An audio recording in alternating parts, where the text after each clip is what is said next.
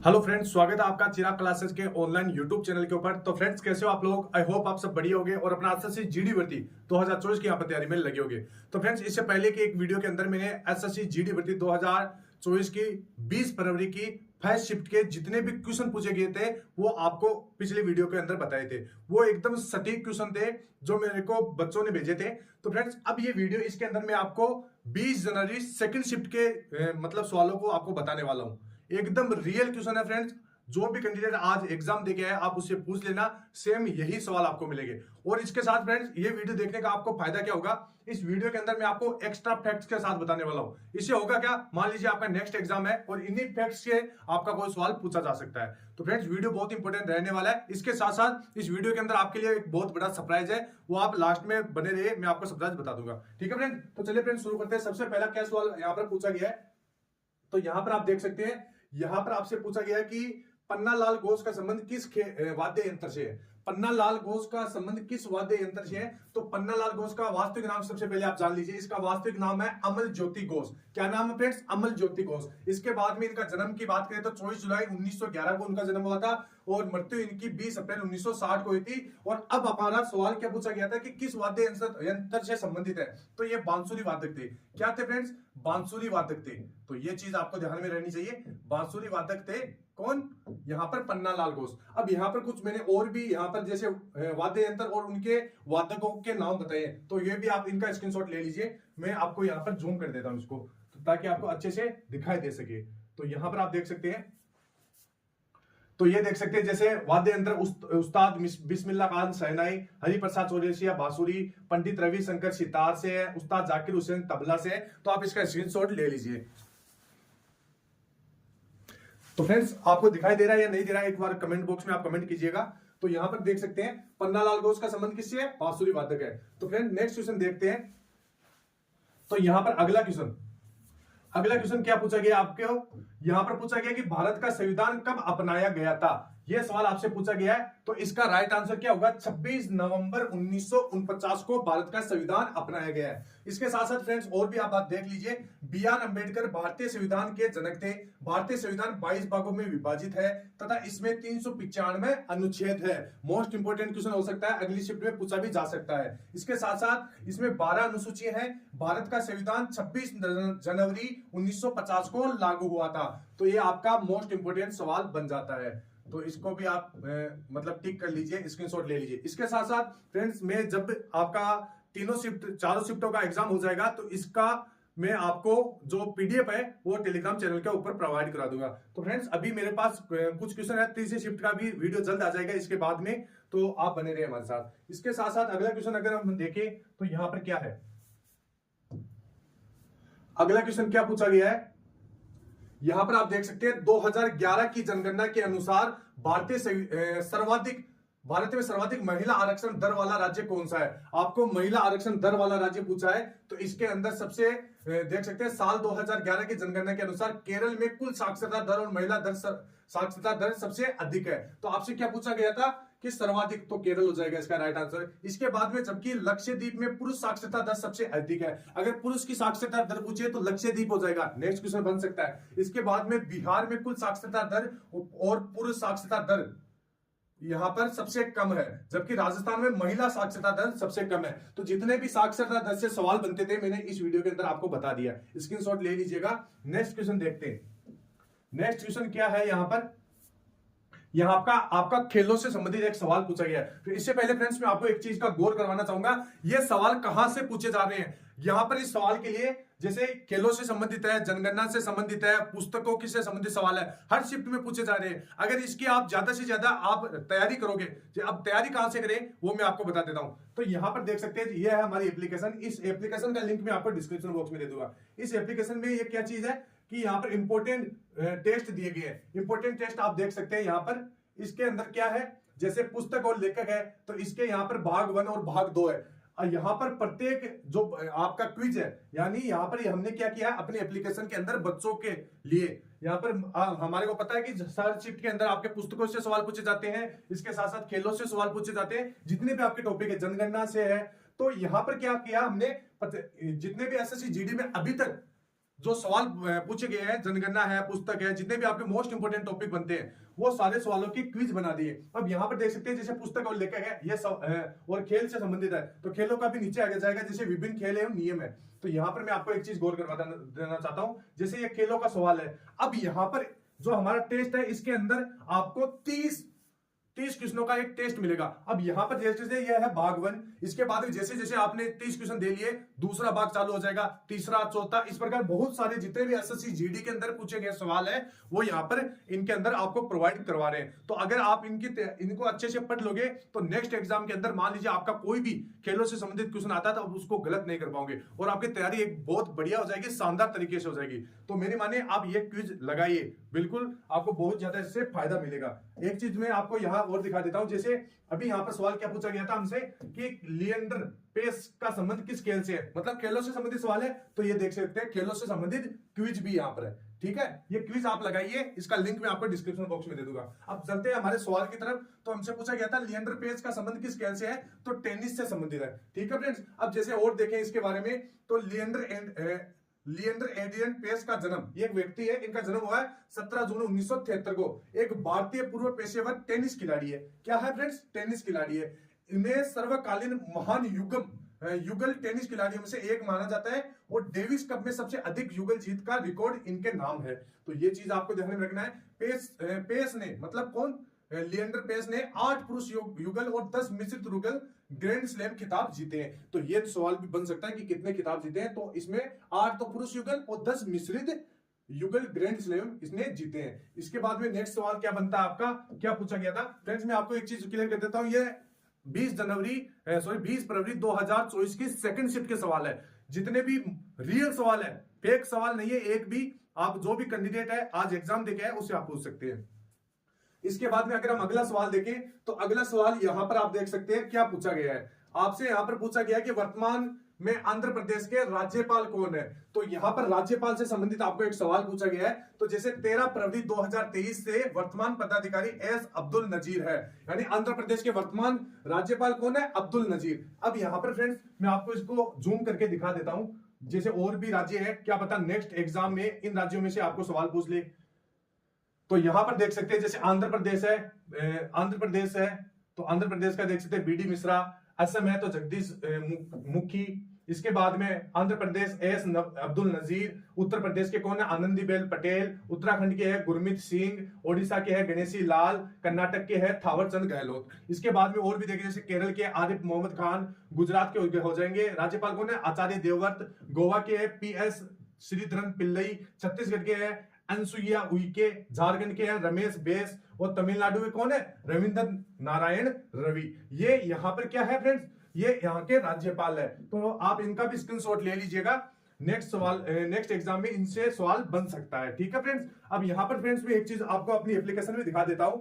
यहाँ पर देख सकते हैं जैसे पंचवर्षीय योजनाएं के सवाल है, भारतीय जनगणना है, लोक नृत्य है, खेलो है, खिलाड़ी है। इसके बाद में अगर आप इसको और नीचे जाएंगे तो स्मारक है, खेल आयोजन और मेजबान है। इसके साथ साथ अगर नीचे देखिए तो प्रमुख दिवस है, इनके भी सवाल यहाँ पर दिए गए, मतलब 30 टेस्ट यहाँ पर दिए गए। आप यहाँ पर लगाइए और आपकी तैयारी और भी ज्यादा बेहतर बनाइए। जैसे मंदिरों के सवाल है, नियुक्तियां है, जैसे नियुक्तियां, अभी ये नियुक्ति से सवाल आया है। नियुक्ति यानी वर्तमान में आंध्र प्रदेश के राज्यपाल कौन है, तो एक तरह की नियुक्ति है। तो नियुक्तियों के ये सारे क्विज यहाँ पर हमने बना रखे हैं। तो मोस्ट इंपोर्टेंट वो चीज हो जाता है, अगर आप इनको पढ़ लेते हो तो आपका एक भी सवाल यहाँ पर गलत नहीं होगा। अगला क्वेश्चन देखते हैं। अगला क्वेश्चन यहां पर आपसे क्या पूछा गया, ध्वनि का एसआई मात्रक क्या है। यहां पर आपसे क्या पूछा है, ध्वनि का एसआई मात्रक। तो क्या होता है एसआई मात्रक, डेसिबल। ध्वनि का एसआई मात्रक क्या होता है, डेसिबल। अब यहां पर कुछ और भी एसआई मात्रक आपको दिए गए हैं, वो मैं आपको यहां पर जूम करके दिखा देता हूं। फ्रेंड्स ये वीडियो आपके लिए बहुत फायदेमंद साबित होगा जब आपका एग्जाम होगा नेक्स्ट शिफ्ट का।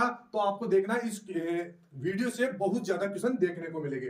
अब यहां पर क्या है, जैसे भौतिक राशि, लंबाई, समय, आयतन, बल, वेग, ऊर्जा, दाब, विद्युत ऊर्जा, ताप, इनके सारे के मैंने मात्रक लिख दिए, भौतिक राशि लिख दी और मात्रक लिख दिए। यहां पर देख सकते हैं आप, इसका स्क्रीनशॉट यहां पर ले सकते हैं। तो स्क्रीनशॉट ले लीजिए जल्दी।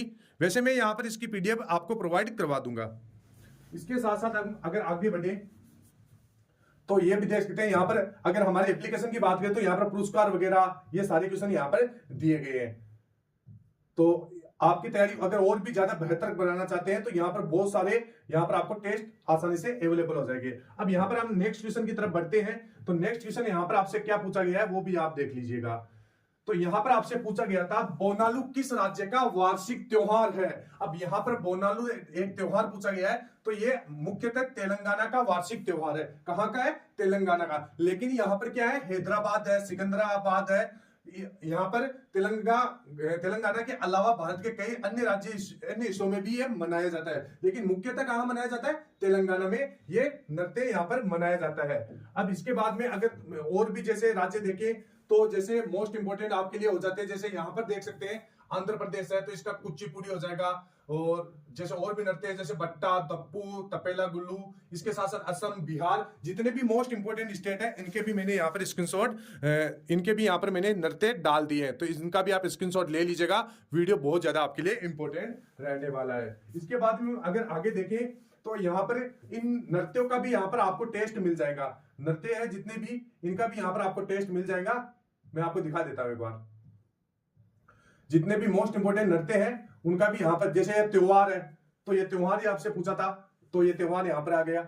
इसके बाद में अगर और देखें तो प्रमुख मंदिर है, नाट्य संगीत पुरस्कार है, तो इनके यहाँ पर बहुत सारे क्वेश्चन है क्विज के रूप में आपको मिलेंगे। आप अगर इनको लगा के जाते हैं तो आपकी तैयारी और भी ज्यादा बेहतर हो जाएगी। इसके बाद में हम आगे बढ़ते हैं। तो आगे यहाँ पर क्या पूछा गया? नृत्य। अब यहाँ पर मैंने आपको अभी इसमें क्विज में नृत्य दिखाया था तो आप ये लगा के जाइएगा। अब यहाँ पर क्या पूछा गया है? इनमें से कौन सा उत्तर प्रदेश का नृत्य है? तो उत्तर प्रदेश के अभी बहुत सारे नृत्य मैंने पीछे भी आपको बताए थे और यहाँ पर भी आप देख सकते हैं। मैं एक बार जूम कर देता हूं इसको ताकि आपको अच्छे से दिखाई दे। तो उत्तर प्रदेश के कौन कौन से हैं? तो जैसे नौटंकी, रासलीला, कजरी, चौपाली, ये हो जाएंगे। इसके अलावा देखो यहाँ पर भी आप देख सकते हैं नौटंकी, रासलीला, कजरी, चापेली। इसके साथ साथ उत्तराखंड की बात करें, गोवा की बात करें, मध्य प्रदेश, छत्तीसगढ़, केरल, कर्नाटक, जितने भी आपके स्टेट बनते हैं उनके नृत्य भी मैंने यहाँ पर आपको प्रोवाइड करवा दिए हैं। स्क्रीनशॉट ले लीजिएगा, स्क्रीनशॉट ले लीजिएगा जल्दी से। जैसे ये देख सकते हैं प्रमुख लोक नृत्य। अब यहाँ पर प्रमुख लोक नृत्य का भी हमने यहाँ पर टेस्ट प्रोवाइड करवा रखा है। फ्रेंड्स अगर आप, मैं गारंटी के साथ कहता हूं इस एप्लीकेशन में अगर ये सारे टेस्ट आप लगा के जाते हैं तो जैसे आपका 20 क्वेश्चन पूछा जाता है जीके जीएस के अंदर, तो 20 में से आप लगभग 15 सवाल आराम से सही कर पाएंगे अगर इन टेस्ट से आप उनको लगा के जाते हैं। एक भी क्वेश्चन इनसे बाहर नहीं गया, सारे इनके अंदर से ही पूछे गए हैं। इसके बाद में हम आगे बढ़ते हैं अपने प्रश्नों की तरफ।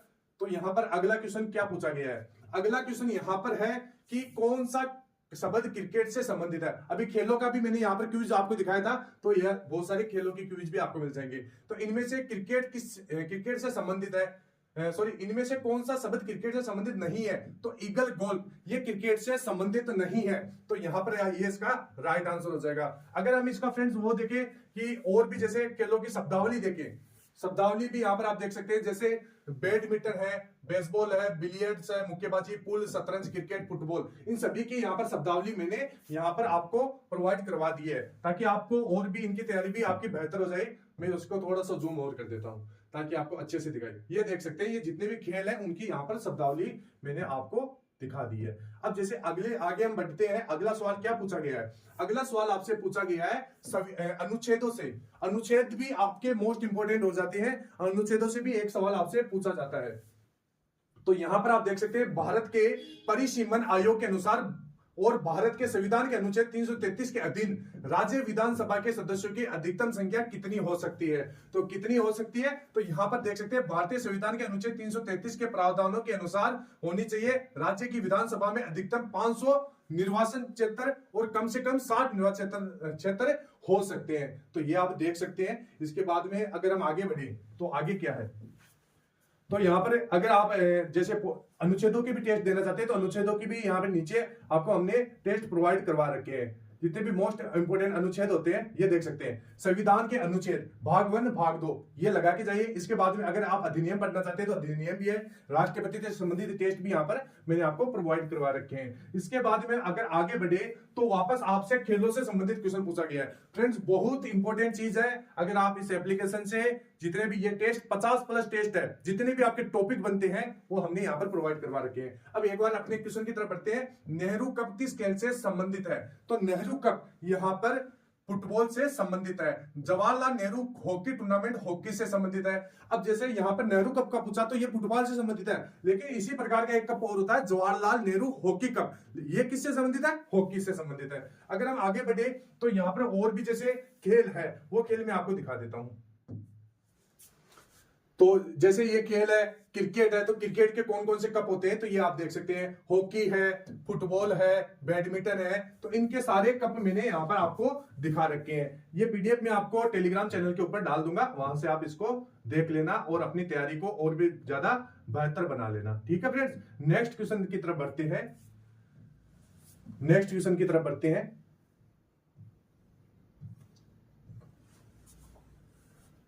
तो आगे क्या पूछा गया आपसे वर्तमान के सीडीएस कौन है? तो जितनी भी नियुक्तियां हैं, नियुक्तियों के भी हमने टेस्ट डाल रखे हैं, तो इनके भी आप टेस्ट लगाइए। तो यहां पर क्या है, वर्तमान समय में भारत के दूसरे सीडीएस, पहले सीडीएस कौन थे? बिपिन रावत थे। उनका एक्सीडेंट हो गया था, हवाई किससे हुआ था? हेलीकॉप्टर से हुआ था।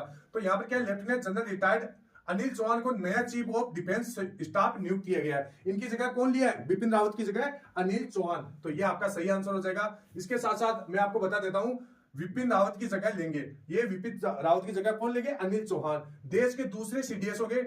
और बता दें कि पिछले साल दिसंबर में एक हेलीकॉप्टर हादसे में देश के पहले सीडीएस जनरल विपिन रावत की मौत के बाद यह पद खाली है। तो ये भी आप देख सकते हैं। इसके बाद जैसे और भी सवाल बनते हैं कि भारत के प्रथम फील्ड मार्शल मोनेक शाह है। इसके बाद में अगर भारत के वर्तमान राष्ट्रीय हरित न्यायाधिकरण के प्रमुख न्यायमूर्ति प्रकाश श्रीवास्तव है। वर्तमान में सोलिसिटर जनरल, मोस्ट इंपोर्टेंट चीज हो जाता है सोलिसिटर जनरल, तो ये कौन है? तुषार मेहता है। वर्तमान में 22वें विधि आयोग के अध्यक्ष कौन है? ऋतुराज अवस्थी है। इसके बाद वर्तमान में यूपीएससी के अध्यक्ष कौन है? तो मनोज कुमार सोनी है। तो ये आपका सही आंसर हो जाएगा। नेक्स्ट क्वेश्चन की तरफ बढ़ते हैं। नेक्स्ट क्वेश्चन आपको जनगणना से पूछा गया है। तो यहां पर मैंने आपको दिखाया था, देख सकते हैं, मैं एक चीज आपको दिखा देता हूं, भारतीय जनगणना के भी हमने यहाँ पर टेस्ट डाल रखे हैं। तो यहाँ पर जनगणना से क्या सवाल पूछा गया है? तो जनगणना 2011 का विषय क्या था? मतलब इसका विषय क्या था? तो हमारी जनगणना हमारा भविष्य, ये विषय था। जनगणना 2011 के 2 चरणों में करवाए गए थे। ये शुभंकर शिक्षिका था। इसका शुभंकर क्या था? शिक्षिका था। एक जनगणना 2021 का थीम जन भागीदारी से जन कल्याण। जनगणना 2021 के महापंजीयक मृत्यु पंजीयक कुमार नारायण है। ये वर्तमान के अधिकारी हैं, ये आप देख सकते हैं। इसके बाद में हम अगर आगे बढ़े तो आगे क्या है? आगे आपको आरबीआई के निम्नलिखित में से प्रमुख उद्देश्य क्या है? तो आरबीआई के उद्देश्य पूछे तो प्रतिभूतियों के लेन देन, मौद्रिक नीति बनाना, कुछ भी हो सकता है ऑप्शन में। मतलब यहां पर क्या था, ऑप्शन कुछ बराबर हमारे को मालूम नहीं है, लेकिन एक बच्चे ने सवाल बताया था। तो इस प्रकार का एक सवाल आया था कि आरबीआई के निम्नलिखित में से प्रमुख उद्देश्य क्या है? तो वो आप सवाल देख लेना, आरबीआई से संबंधित जितनी भी डिटेल्स है वो आप देख लेना। इसके बाद अगर हम आगे बढ़े तो आगे आपसे क्या पूछा गया है? आगे आपसे 15 नंबर सवाल पूछा गया है कि अमृतसर की संधि कब हुई थी? तो अमृतसर की संधि कब हुई थी? तो ये हुई थी 1809 के अंदर। अमृतसर की संधि महाराणा रणजीत सिंह और ईस्ट इंडिया कंपनी के बीच में हुआ था। अंग्रेज चार्ल्स मेट के गवर्नर जनरल लॉर्ड मिंटो प्रथम, तो ये चीज थे। वो चार्ल्स मेटको को भारत में प्रेस का मुक्तिदाता भी कहा जाता है। तो ये भी आप देख सकते हैं। इलाहाबाद की संधि रॉबर्ट क्लाइव और मुगल बादशाह शाह आलम द्वितीय के बीच 1765 में हुआ था। तो इलाहाबाद की संधि भी आप पढ़ लीजिएगा, ये मोस्ट इंपोर्टेंट चीज हो जाती है आप सभी के लिए। इसके बाद में अगर आगे बढ़े तो आगे यहां पर और भी देख सकते हैं। अब यहां पर कुछ मुहावरे हैं, कुछ हिंदी के क्वेश्चन है, वो मैं आपको बता देता हूं। तो यहां पर फ्रेंड्स, इससे पहले आप यहां पर वो देख सकते हैं, जितने भी अभी मैंने आपको यहां पर कुछ क्वेश्चन बताए थे, तो वो जैसे पुस्तकों में से थे, तो पुस्तकों का हमने टेस्ट बना दिया है। भाग 1, भाग 2, नीचे आपको भाग 3, 4, 5, 6, 7 मिल जाएगा। इसके बाद में जैसे नृत्य से एक सवाल पूछा गया था, तो नृत्य के जितने भी टेस्ट है 30 क्वेश्चनों का यहाँ पर टेस्ट है, वो हमने यहाँ पर प्रोवाइड करवा रखा है। भाग 1, भाग 2 और 3, 4 नीचे आपको मिल जाएंगे। इसके बाद में जनगणना से सवाल पूछा गया था, तो जनगणना का भी सवाल है। इसके बाद में विभिन्न खेल एवं नियम है, यानी खेलों से संबंधित और उनके शब्दावलियों से संबंधित यहाँ पर सवाल पूछे गए थे, तो ये भी है। इसके बाद में पंचवर्षीय योजना से सवाल पूछा गया, तो ये भी हमने टेस्ट बना रखे हैं। इसके बाद में पुस्तक एवं लेखक है, तो इनका भी सवाल पूछा गया था, इसका भी हमने टेस्ट बना रखा है। इसके बाद में भारतीय जनगणना, तो जनगणना का भी टेस्ट बना रखा है, सवाल आया था। इसके बाद में जैसे लोक नृत्य है, तो लोक नृत्य का भी टेस्ट हमने बना रखा है, एक भी क्वेश्चन यहाँ से बाहर नहीं होगा। इसके बाद में जैसे भारतीय नर्तक और नर्तकी है, उनके भी यहाँ पर टेस्ट प्रोवाइड कर रखे, सवाल भी पूछा गया था। इसके बाद में खेल जगत से सवाल पूछा गया था, किस खेल से कौन सा खिलाड़ी संबंधित है, यह सवाल पूछा गया था, और यहाँ पर टेस्ट आपको मिल जाएगा। तो ये आपके लिए सजीवनी जड़ी बूटी की तरह ये आपका एप्लीकेशन आपके लिए साबित होगा। जो कैंडिडेट जिसको लग रहा है कि मेरी तैयारी कम है, अगर मैं गारंटी लेता हूं इन सभी टेस्ट को आप लगा के जाते हैं तो 15 सवाल आप सही कर पाओगे एसएससी जीडी के अंदर, जीके जीएस में 20 में से। ठीक है फ्रेंड्स, इसके बाद में जैसे और भी यहाँ पर टेस्ट है, दिवस है, त्योहार है, उत्सव से सवाल पूछा गया था, ये हमने डाल रखा है। तो बस मेहनत आपको करना पड़ेगा, आपको मेहनत के अंदर कमी नहीं रखनी है। 50+ टेस्ट बिल्कुल फ्री के अंदर हमने आपको प्रोवाइड करवा रखे हैं, और तो आपके लिए क्या कर सकते हैं, तो आप इन टेस्ट को लगाइए। अब यहाँ पर आपके पास सवाल पूछा गया है हिंदी के, आप सवाल देख लीजिए। अपना उल्लू सीधा करना, मुहावरे का आपको अर्थ बताना है। तो इसका अर्थ होता है अपना काम निकालना, अपना काम निकालना। इसके बाद में जैसे पीठ दिखाना, भाग जाना, 9 तो 11 होना, भाग जाना, तिल का तार बढ़ाना या बढ़ा चढ़ाकर पेश करना। तो ये और भी मुहावरे, ये भी आप देख सकते हैं। इसके बाद में अगर हम आगे बढ़े तो यहां पर 17 नंबर सवाल आपसे क्या पूछा गया है, हाथ के द्वारा लिखी गई लिपि को क्या कहते हैं, तो पांडुलिपि कहते हैं। ये पूछा गया था आज सेकंड शिफ्ट के अंदर। ठीक है फ्रेंड्स, इसके बाद में ठिकाना न रहना, मुहावरे का सही अर्थ है तो बेघर हो जाना। और इसके बाद में विरल का विलोम शब्द आपसे पूछा था, उल्टा पूछा था, तो विलोम शब्द क्या होता है, विरल का सघन हो जाता है। इसके बाद में हम आगे बढ़े क्वेश्चनों की तरफ, तो यहां पर 18 नंबर सवाल आपसे क्या पूछा गया था, आंख और कमल का पर्यायवाची शब्द क्या होता है। तो आंख का जैसे आंख, नयन, लोचन, चक्षु ये होते हैं। इसके अलावा भी जैसे आंख, दृष्टि, चक्षु, दृश्य, दृष्टिगोचर। इसके बाद में जैसे कमल है, तो कमल के पर्यायवाची शब्द में क्या है, जैसे जल का पर्यायवाची शब्द है उसमें लास्ट में जल लगा दीजिए। ठीक है, जैसे कमल का पंकज, जलज, वारिज, तोयज, अंबुज। इसके बाद में जैसे और देखें तो नलीन, कमलिनी, सरोज, कुमुदिनी, जलज, ये आपके कमल के पर्यायवाची शब्द हो जाएंगे। इसके बाद में अगर आगे बढ़े तो यहां पर क्या पूछा गया था आपसे पूछा गया था चक्रपाणी का सही अर्थ क्या होता है। तो चक्रपाणी का सही अर्थ क्या होता है, भगवान विष्णु। भगवान विष्णु को क्या कहा जाता है, चक्रपाणी कहा जाता है। नेक्स्ट सवाल देखिए, तो नेक्स्ट सवाल आपसे पूछा गया था कि महिला का पर्यायवाची शब्द क्या होता है। तो महिला के बहुत सारे पर्यायवाची शब्द होते हैं, इस तरह, स्त्री, नारी, महिला, औरत, धी, साध्वी, देवी, अबला भी कह सकते हैं, अबला, नारी, औरत, महिला, चंचला, चपला, कुछ भी बोल सकते हैं। ये बहुत सारे पर्यायवाची शब्द होते हैं महिला के, तो ये आप देख सकते हैं। इसके बाद में अगर आगे देखें तो ये फ्रेंड्स मैं आपको एक यहाँ पर एक चीज बता देता हूं, जो अभी आपका एसएससी जीडी भर्ती 2024 के एग्जाम चल रहे हैं, तो जो कैंडिडेट जिनका नेक्स्ट शिफ्ट के अंदर एग्जाम है, तो वो इन नंबर के ऊपर अपना जो भी सवाल पूछा गया था जिस शिफ्ट के अंदर, वो हमारे को इस नंबर के ऊपर मैसेज कीजिएगा। क्योंकि फ्रेंड्स जैसे आज आप ये वीडियो देख रहे हैं, आपको फायदा मिला है, तो ऐसे और भी बच्चे हैं उनको भी यहाँ पर फायदा मिल सके। तो ये नंबर है, इसके ऊपर मैसेज कीजिए, और आपका अगर कोई डाउट है वो डाउट भी आप पूछिए, हम वहां पर आपका आंसर देते रहेंगे। तो ये चीज है। तो फ्रेंड्स कैसा लगा ये वीडियो, इस पीडीएफ का लिंक मैं आपको डिस्क्रिप्शन बॉक्स में दे दूंगा, और ये जो चैनल है, जो एप्लीकेशन है, इसका भी लिंक मैं आपको डिस्क्रिप्शन बॉक्स में प्रोवाइड करवा दूंगा। फ्रेंड्स मेहनत की में कमी नहीं रखना है, ये 50+ टेस्ट आपके लिए बिल्कुल फ्री है। इसके साथ साथ जितने भी मॉक टेस्ट हमने प्रोवाइड करा के वो भी एकदम फ्री रखे हैं। तो हमारा टारगेट बस यही है कि ज्यादा से ज्यादा बच्चे एसएससी जीडी में सिलेक्टेड हो, जो तैयारी करता है, जो सच्चे दिल से मेहनत करता है, उसका सिलेक्शन हो। ठीक है फ्रेंड्स, तो आई होप वीडियो अच्छा लगा होगा। मिलते हैं फिर नेक्स्ट वीडियो में, तब तक के लिए जय हिंद, जय भारत, वंदे मातरम।